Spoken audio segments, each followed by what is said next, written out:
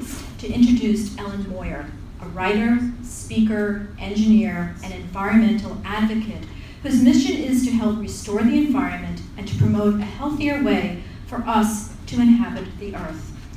Even as an 8-year-old picking up litter by the side of the road, Ellen was intensely aware of the beauty of the natural world and how our way of life threatens it. As an environmental engineer with 30 years of experience, Dr. Moyer works on projects for federal agencies, Fortune 500 companies, to clean up hazardous waste sites contaminated by a wide array of harmful chemicals. She also practices in other areas of environmental engineering, including engineering economics, pollution prevention, sustainability, and environmental impact analysis. Dr. Moyer is a regular contributor to the Huffington Post and has authored 3 books. Her latest, which she has brought copies for us to purchase today, is entitled Our Earth, Our Species, Ourselves, How to Thrive While Creating a Sustainable World. Shows how our current environmental health and economic crisis provide an opportunity for humans to evolve to the next level. Let's give a warm welcome to Dr. Ellen Moyer. Thank you so much for coming. I really appreciate it. Well, today I hope to inspire you with hope and inspiration, and also talk about some practical tools that we really can turn our situation around and avoid environmental catastrophes that are in process, and also thrive in the process of doing so. So I want to take a look at the big picture of where we are and where we're headed, and show that we can succeed, that we can thrive, and I hope to bust some myths during the talk and inspire you to take even more action than you're taking now, perhaps. So I'm an environmental consultant. I've been working at environmental consulting firms for about 30 years, mostly quietly working away at cleaning up hazardous waste sites. And I thought, well, things are going kind of slowly, but I think we're going to be okay. We're headed in the right direction. We'll just, it's taking longer than we want, but I think we're going to be okay. But everything changed for me about a dozen years ago when 4 large wood-burning electrical power plants were proposed in western Massachusetts, where I now live.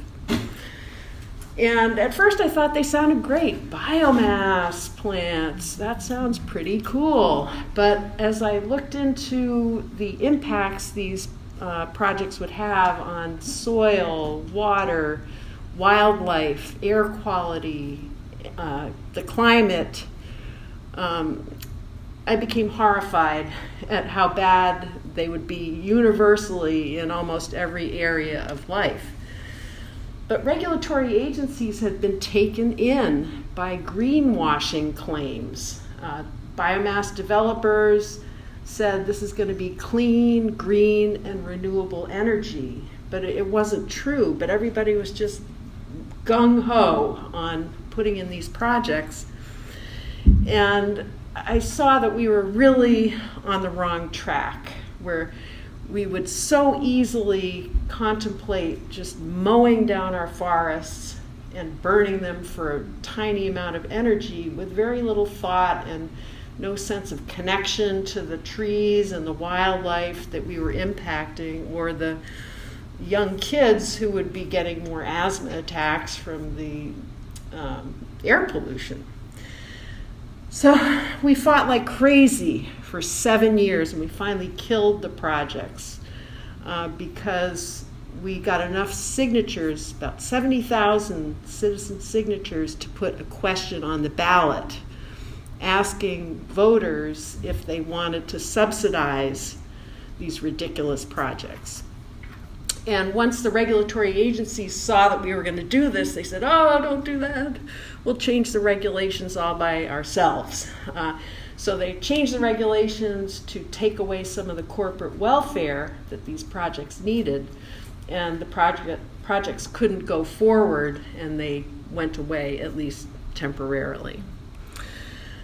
So from this experience, I realized that we're just really off track and just doing so many misguided things. But I also learned that citizens have the power to stop this ridiculous behavior and get things onto a better track. So it was kind of a hot and cold situation. So I decided to try to put my efforts toward convincing people that we really can turn things around. I figured other people can go to the town meeting or the hearings and the meetings that I just don't have the patience to sit through. So I will work on communicating kind of a big picture approach. So we need to change everything, and the good news is that we can change everything. So we can decide, do we want this? This is at the Quabbin, by the way, logging at the Quabbin Reservoir, completely ridiculous. Or this, which is another shot of the Quabbin Reservoir. So the choice is ours. Now, I'm not going to go much into all the bad news with our environment these days, because I think everybody here probably knows, but I just want to summarize in one or a couple slides why we even need to talk about creating a sustainable world for ourselves. So basically, we have a skyrocketing human population, and our farm animal population is increasing even faster worldwide. Greenhouse gases are increasingly being found in the atmosphere. They're not going down. Our use of toxic chemicals increases. Another couple thousand are put into commercial use every year with very little testing. Chronic disease is now what affects our health more so than infectious disease, and obesity versus starvation worldwide is much more important. And in the United States, half of all American adults have at least one chronic disease. So this is a result of toxic chemicals, stress, poor diet, etc. And people really aren't making the connections. So I try to bring in health and environment and how they really are two sides of the same coin. We really are the environment. So at the same time, our problems are increasing. We're losing the good stuff. We're losing our wildlife, our plants, trees, topsoil, water supplies. So it's an unsustainable path that we are on. And as Kurt Vonnegut said, there are no plans at all for my grandchildren and my great-grandchildren. So it's time to make a plan. And in fact, there are lawsuits now with young people suing the federal government for not protecting their climate. And I hope to see much more of that. But older generations can do their part as well to come up with a plan. So I wanted to show where we are in the big picture, and because this slide is so busy, I handed out hard copies of it so you can read it.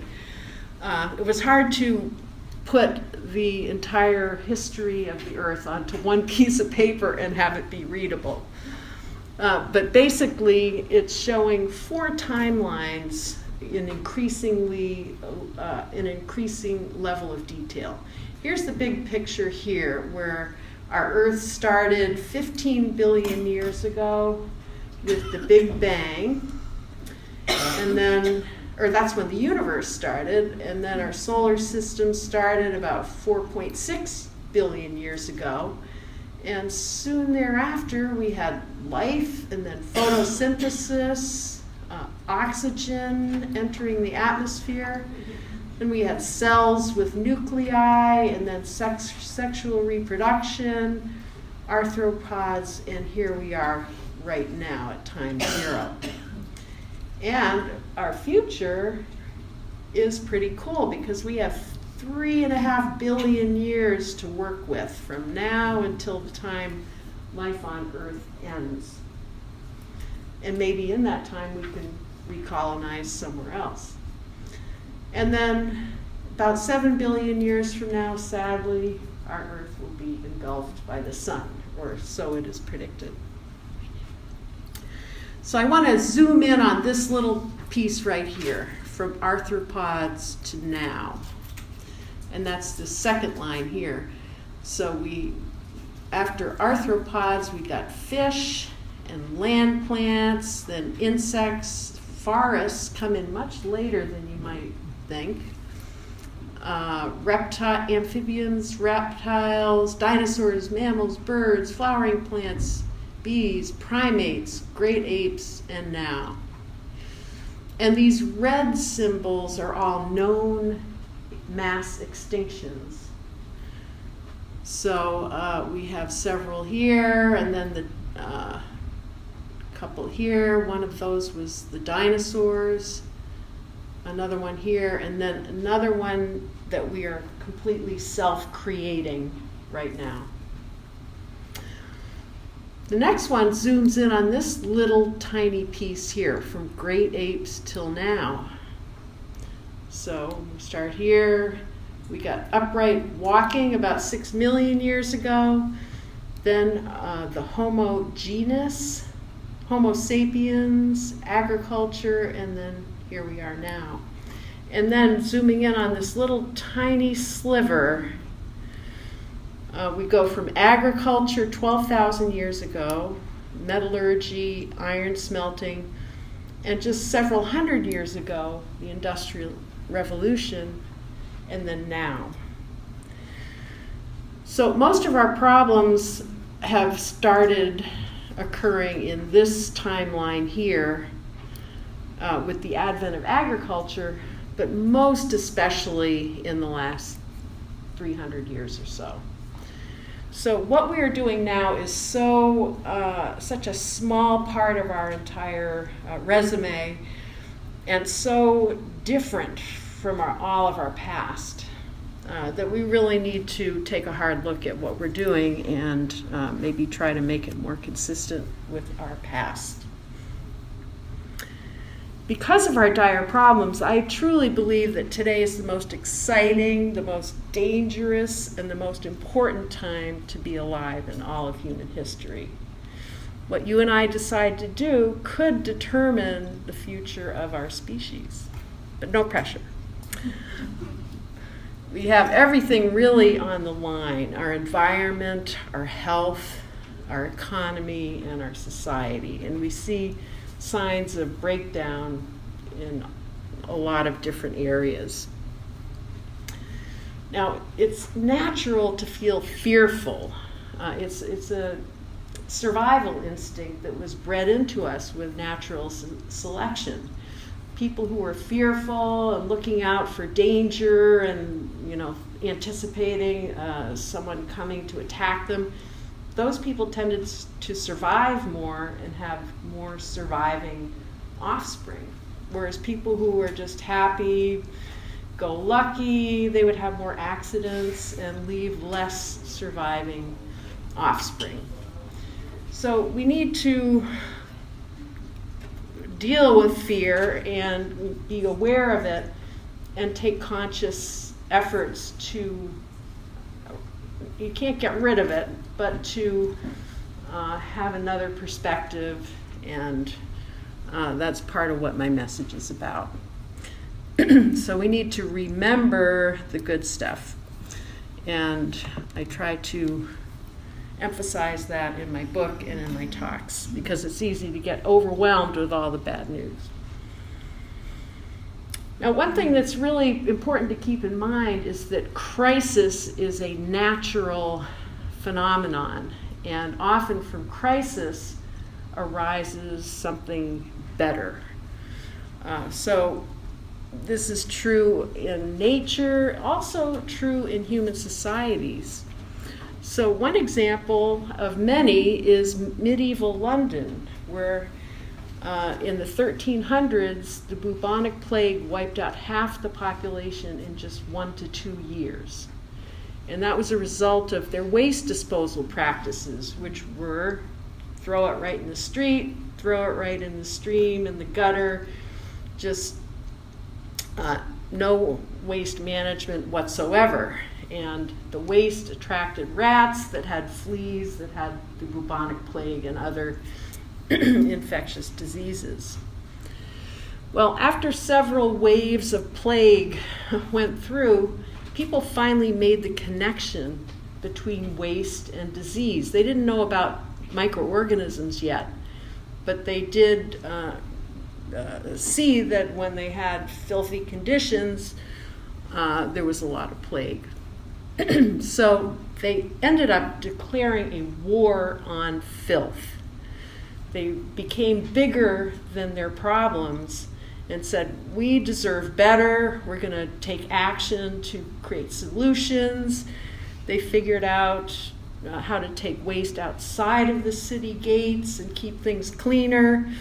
They developed new waste disposal practices, new laws, fines for illegal dumping. They created jobs, new jobs, people cleaning up the streets. And they pulled out of this syndrome with constant disease going through. Now, it was a rocky road with ups and downs, but eventually it transformed society. And eventually, London became the center of the largest empire on earth. So now it's really time for us to become bigger than our problems and elevate our way of doing things and upgrade from empire to earth community, less of a warlike, combative approach to a more cooperative approach.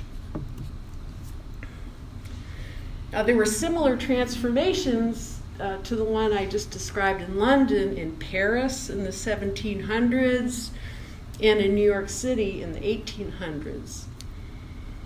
Today, instead of infectious diseases, it's greenhouse gases and toxic chemicals and chronic disease that we need to come to grips with.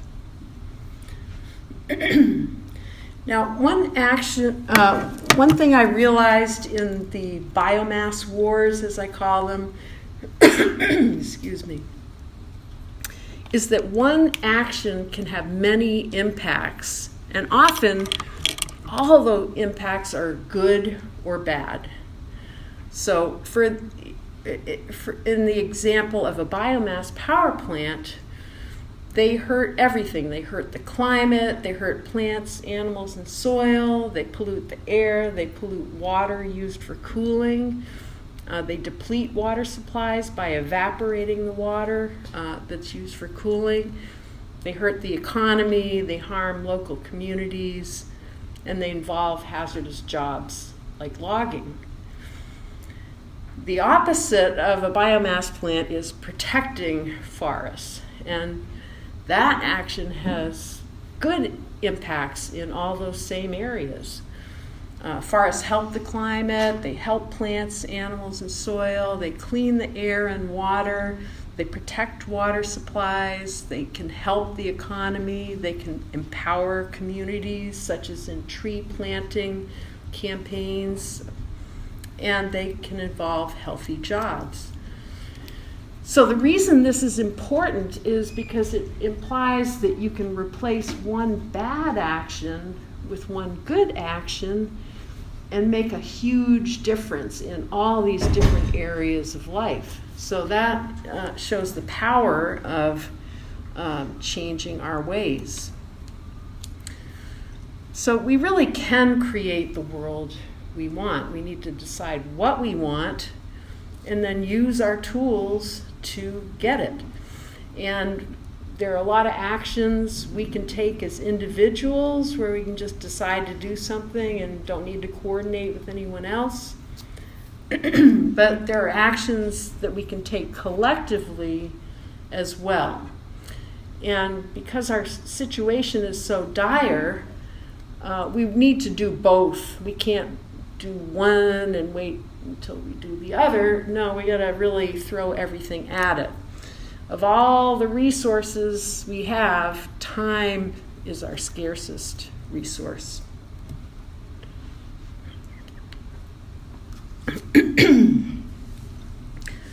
So my book goes into a lot of actions in a lot of detail. I mean, for my day job, I come up with cleanup plans for hazardous waste sites. And the actions have to be doable, practical, economically viable, and concrete. And so I tried to apply that to our entire world. Now, the actions that we can take individually involve kind of two categories of actions. One is to minimize the damage that we do individually. So I call that minimizing our footprint. But then there's another set of actions we can take that I call maximizing our handprint. And for that, we need to be healthy. That's kind of foundational to doing everything. If we're ill and lying around on the couch feeling horrible, we're not contributing, we're probably losing money, we're miserable, it's just not a good thing. So health is number one. And then number two is figuring out what do we really care about.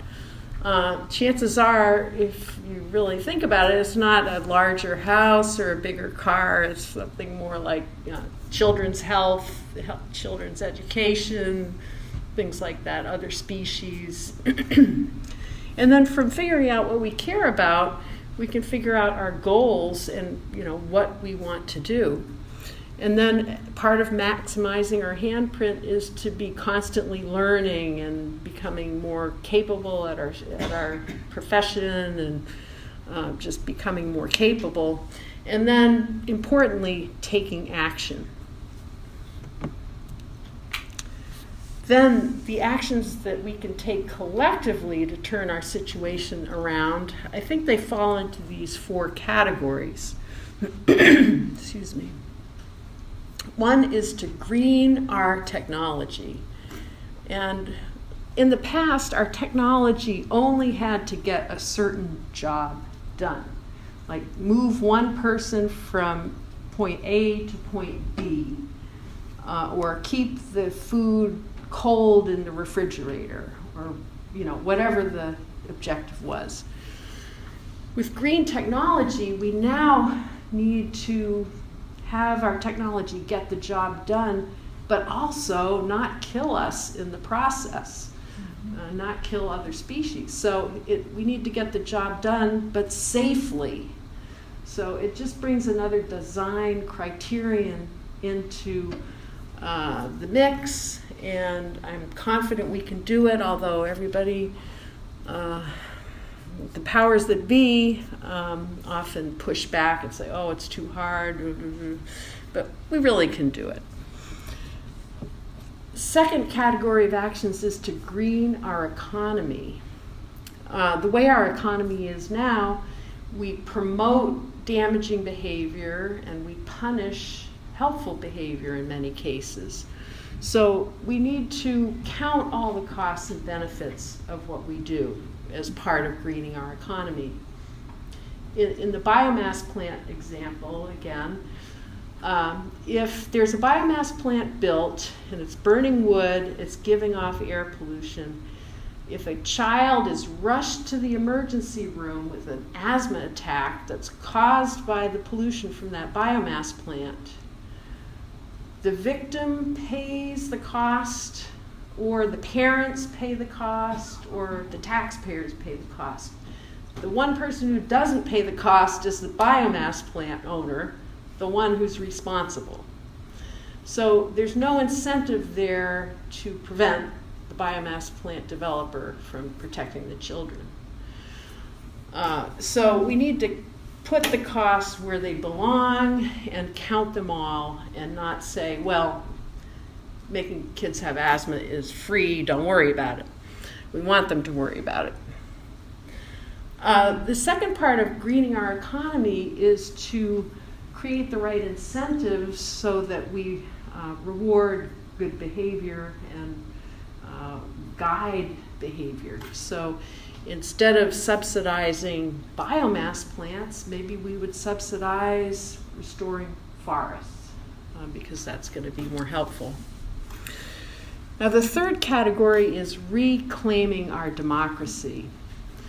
If our government is not working for citizens and their environment, we're never going to make it because our government is just going to give away all our stuff to special interests and let the special interests leave us with a lot of messes and damage.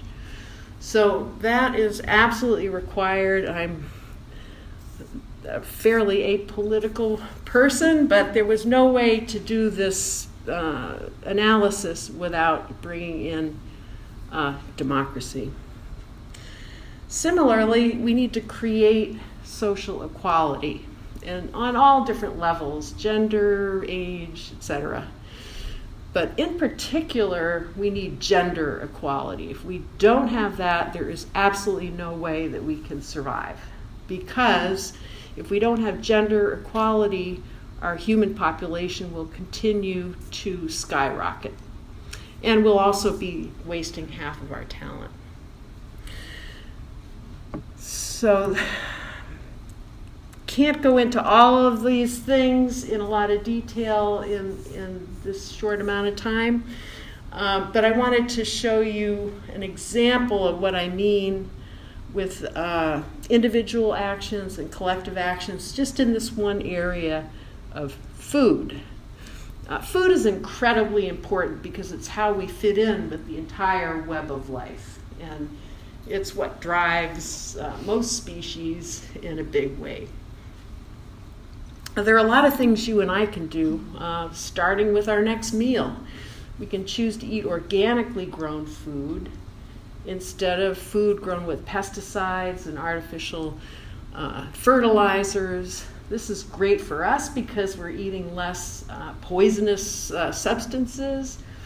It's also good for other species. We're not killing off monarch butterflies. We're not killing frogs, etc. We're not contaminating air, soil, and water with pesticides. We're not creating dead zones in the oceans. And we are helping the climate because organic growing is much better to the climate than so-called conventional agriculture. We can eat less meat. Meat production is arguably the most damaging industry there is because it's very hard on land, forests, climate, water. It's very intense. So if we can just even cut back some, that's very helpful. And another thing we can do is waste less food.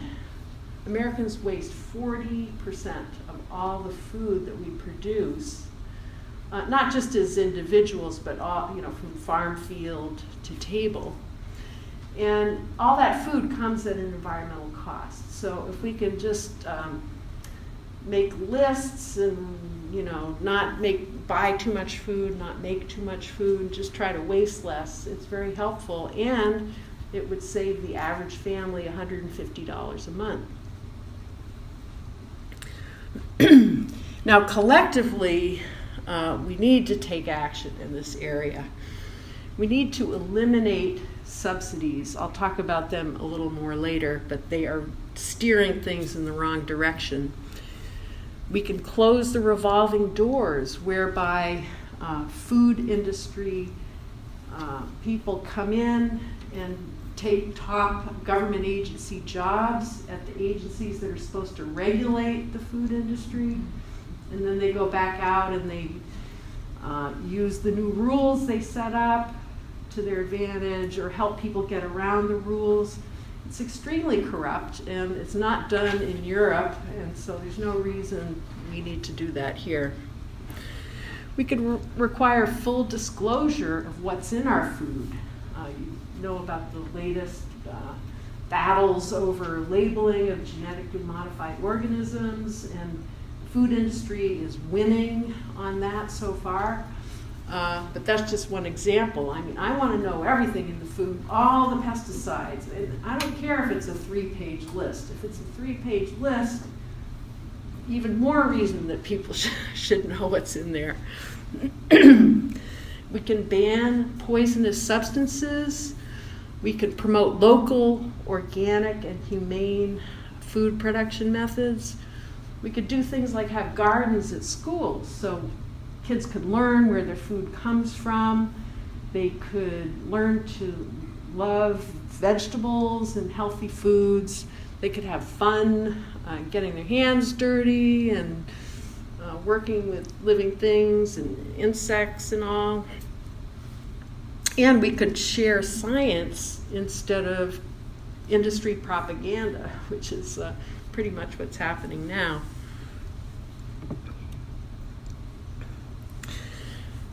Of all those problems I mentioned, it's just so much. It's hard to get a grip on it all. So people want a focus. I think the best focus is climate for several reasons. First, it's extremely dire. Second, it's global. It affects every person on Earth and pretty much every living thing in one way or another. And if the human population on Earth can come together against a common enemy, greenhouse gases, this could be a unifying force, and it could lessen some of the combativeness and violence. Climate is also connected to other areas in other ways, in so many ways. So chances are, if we get the climate right, we've probably gotten water, air quality, food production, soil conservation, forest species, and everything else right. So it's a good indicator of how we're doing on many different fronts. A lot of people say, well, that sounds great to work on climate change, but I'm busy right now, and I'm just going to deal with these other things. But what people don't realize, but now I think, are increasingly realizing that we are sacrificing right now. It's not a future thing. I mean, if you talk to anybody in the Gulf Coast area, I think they can relate to the idea that we're sacrificing now in the form of death, disease, dislocation, money. I mean, we spend hundreds of billions of dollars mopping up after these severe weather events just to get back to where we were. I mean, if we didn't have to spend that money on just damage control, we could spend it on education and all kinds of really great stuff, the arts, etc.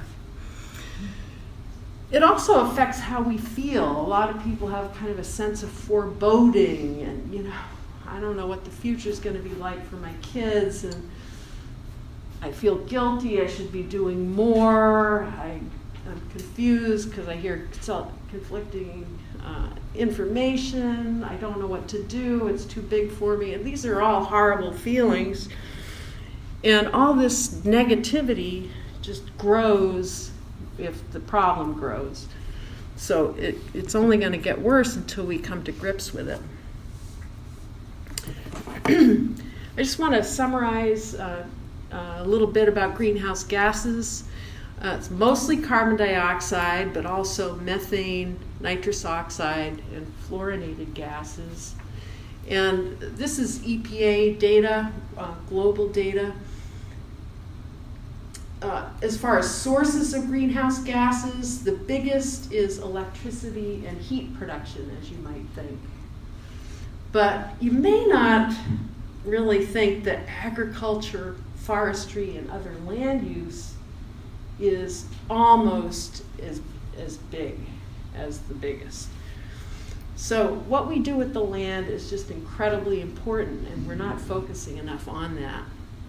Then after that is industry, transportation, other energy, and buildings. Well, one day I had time on my hands, and I'm kind of ornery, so I said to myself, is it really hard to fix the climate? Everybody says it's so hard. Is it really? So I did some Googling to see if it really is hard. It's really not that hard. So I want to talk about several climate change solutions that are technically easy. They don't require citizen sacrifice. They help the climate, and they also help other environmental areas, air, water, soil, etc.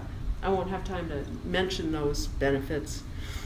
And they also help our health and the economy. So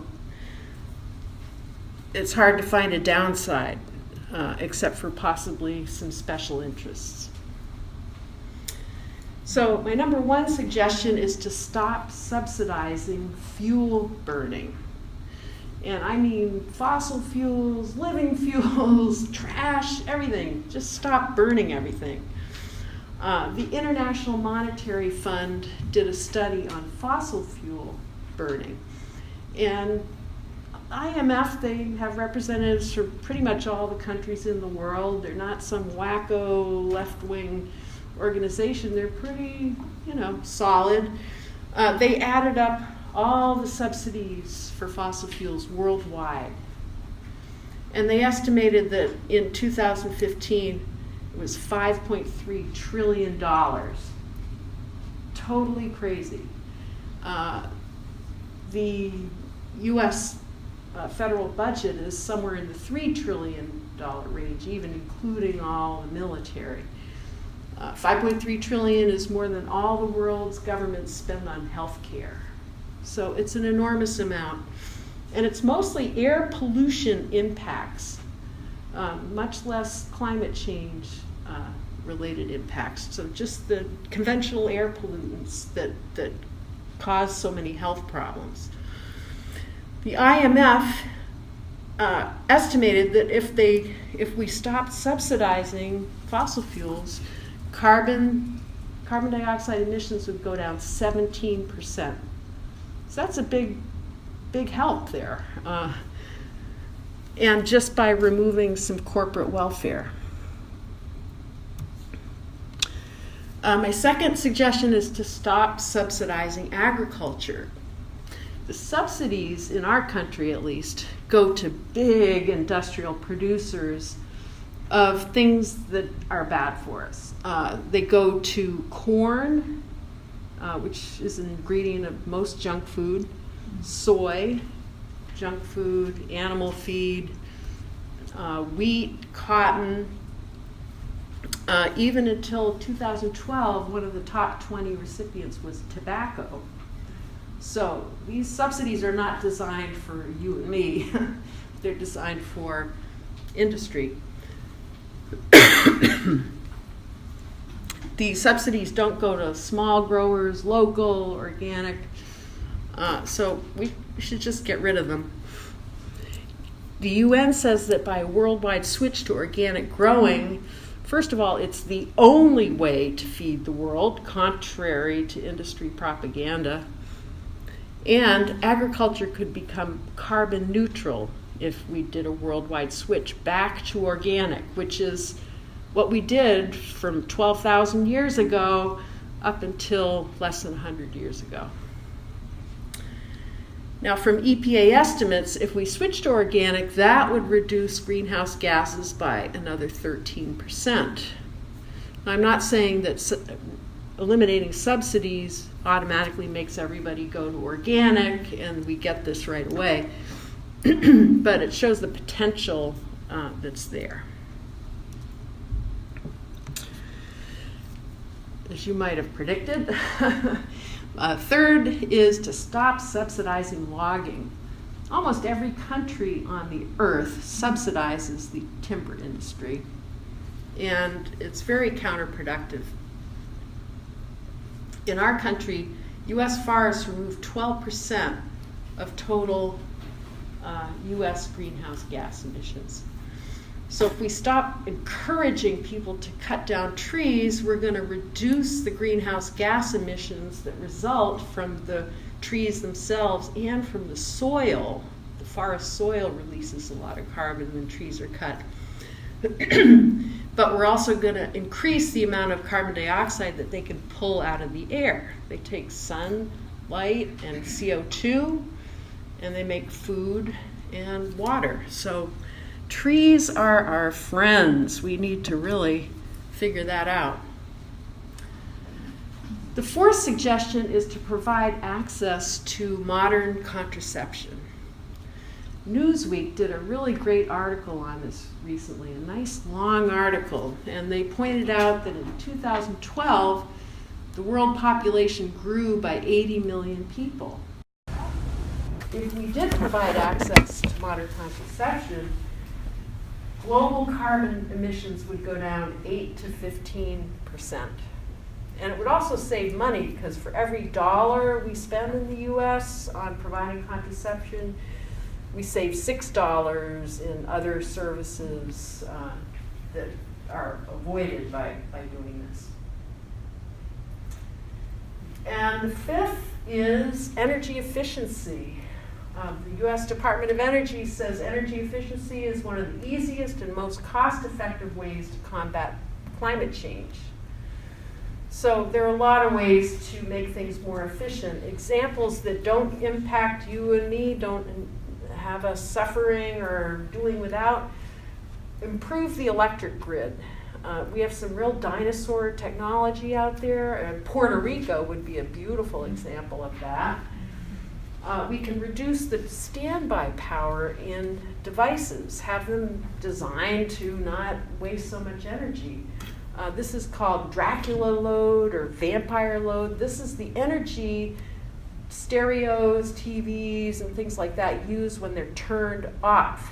And it can be 9% or so of your total electric bill. So this can be done, and it should be done. And then we can make our transportation, buildings, and equipment more efficient. We just really haven't tried very hard to do it, and there's low-hanging fruit there. So, of course, there are other additional things we can do, but those are just some examples of easy things that don't require us to sacrifice. And I think we got about halfway, half of the emissions taken care of just with those actions there.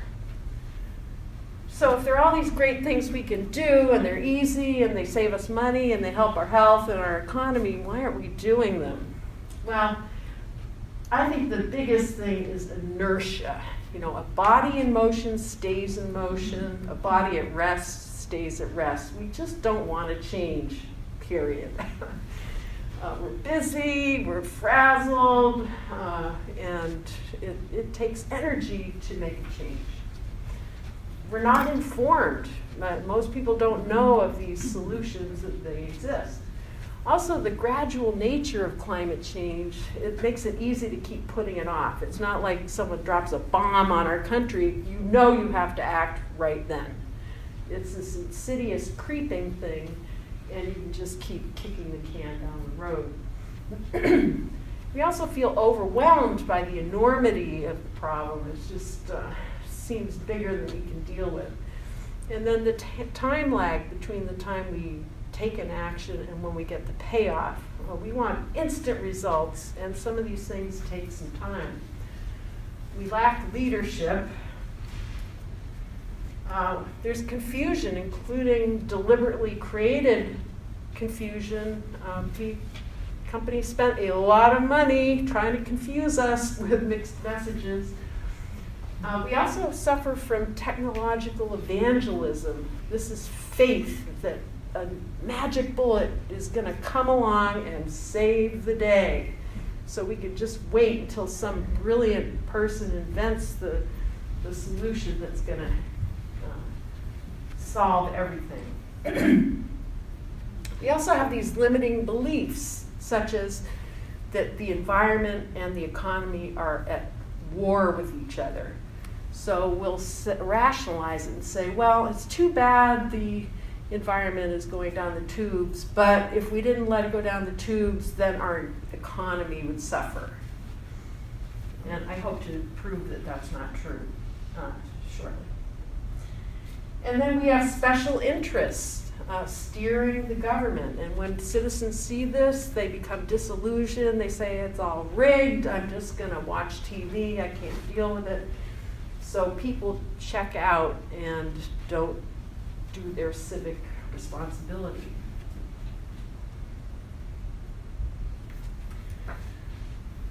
So I mentioned that inertia is a big problem. Transformation requires effort and faith. Like when a chick is coming out of its eggshell, it has to work really hard to break that eggshell. It doesn't know what's on the other side of the eggshell.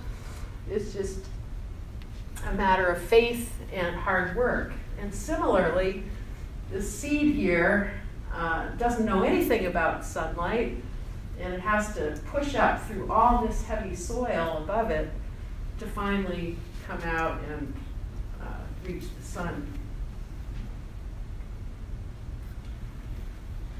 We too, as part of nature, are endowed with the creative life force that allows us to do great things.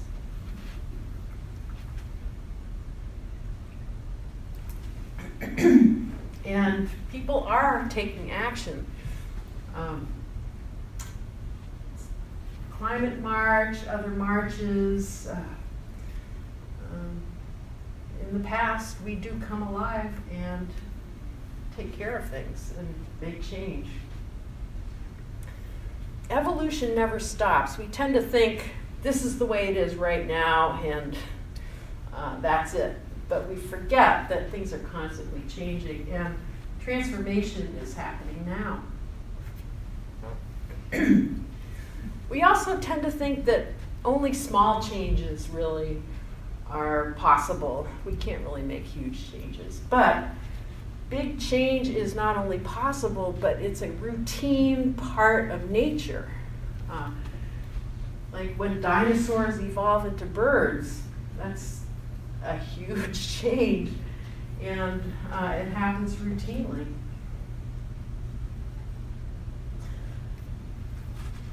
I want to talk about some reasons for hope and reasons why I'm convinced that we can make the necessary changes that we have to make. First of all, we've been incredibly successful throughout that whole evolutionary history. We are survivors. We've been through a lot and we're still here. And we've been so successful that we have overrun the entire planet and created all these problems. We wouldn't have all these environmental problems if we weren't so successful. So we're pretty good at living on the earth, and we have a great resume, and there's good reason to think we can keep going. Secondly, we have millions and millions of years of experience living sustainably. So we may think, oh, I don't think we can live sustainably. Of course we can. We've done it for so long. It's only in the very recent past that we haven't. And 5% of the world's population is indigenous people who keep sustainability ways and thinking alive. These are some folks who took a canoe and then a bus and then a plane and then got up to the Dakota Access Pipeline from Ecuador to stand with them. And indigenous people are communicating with each other now, and I hope they will teach us people, us unsustainable people, some things.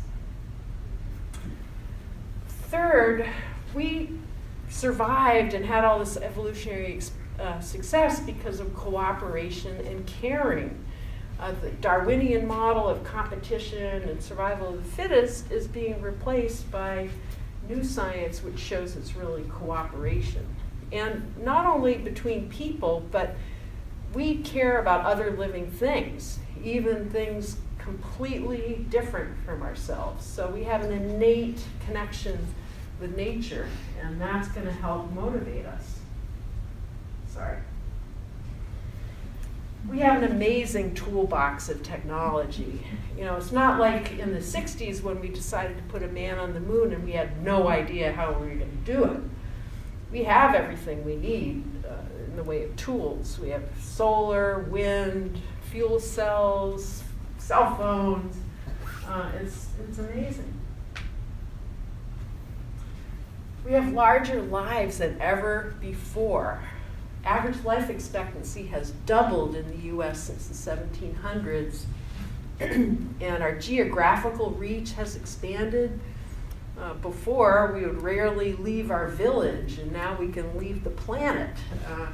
And we have elders who created major change in the 60s and 70s, who are teaching youngers how to do it. So, you know, we have just incredible capacity now. We have freedom. Our Constitution, or our government, guarantees us the rights to life, liberty, and the pursuit of happiness, and the ability to throw the bums out. We have freedom of speech, and we just need to exercise that freedom. A lot of people are not so lucky. We want change. Recent Gallup polls indicate that more than two-thirds of Americans are dissatisfied with the way things are going. And we often feel manipulated and fooled by our government. We want more out of life. So there's a real hunger for change. We live in an amazing, forgiving, and self-healing universe. You know, nature tends to self-heal. We self-heal. Ecosystems tend to self-heal, which is incredible. All we need to do is stop our damaging behavior. It's not like your refrigerator that never fixes itself. Things bounce back. It's very forgiving. And because we really haven't tried so hard to create a sustainable world, there's a lot of low-hanging fruit. We can take some easy actions that yield huge payoffs, and we can get inspired by that and get on a roll and get some momentum going.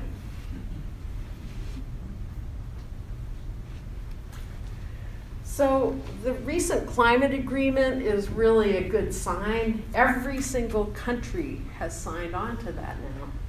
And even despite our current president, he almost doesn't matter because all these states, cities, colleges, and universities and businesses are saying, hey, you know, we are complying with that agreement whether you like it or not. The train has left the station and it's on its way. Now, I truly believe that we can create an economic boom by creating a sustainable world. And, you know, our current path is not exactly working for a lot of people. We have widening income inequality. $1 in $6 of ours is spent on healthcare that usually doesn't even work for chronic disease.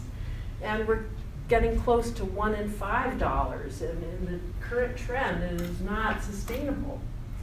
Whereas a green economy can give us short and long-term wealth and health.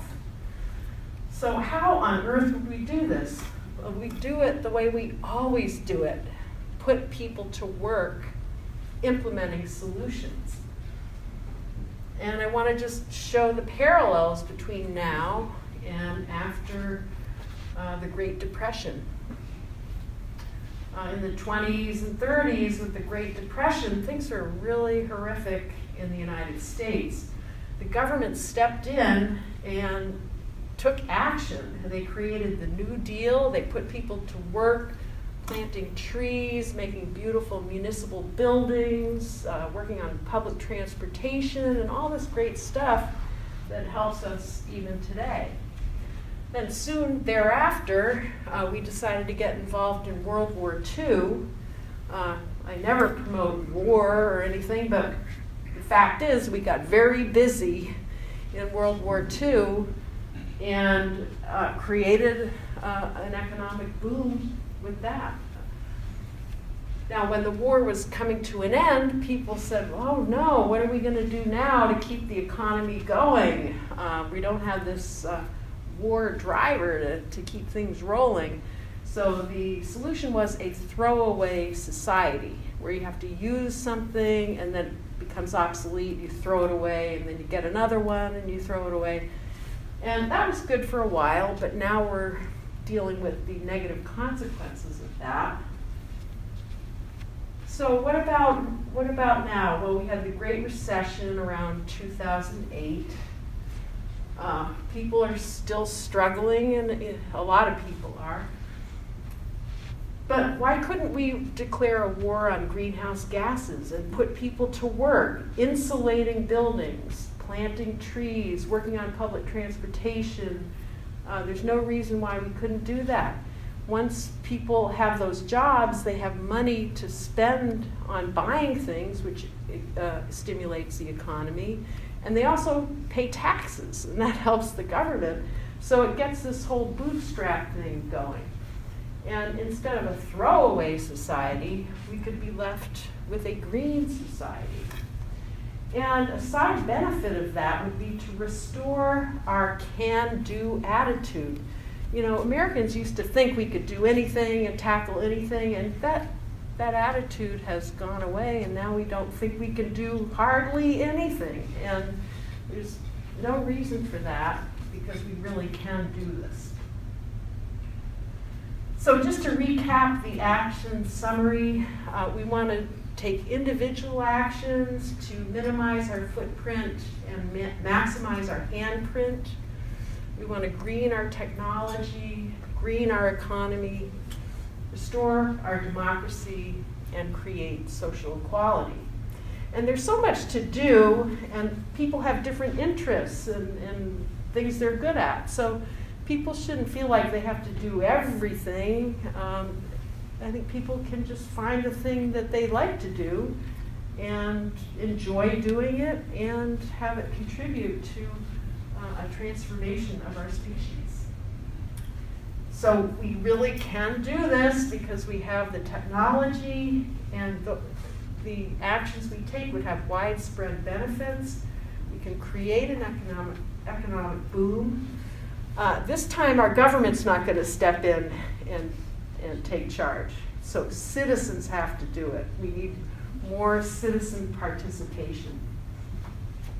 It takes commitment and action, but you thrive now as well as later. I mean, I really have fun writing and giving these talks, and I'm trying to do my little part, but it's actually very enjoyable. It's not like hardship or anything. It's fun.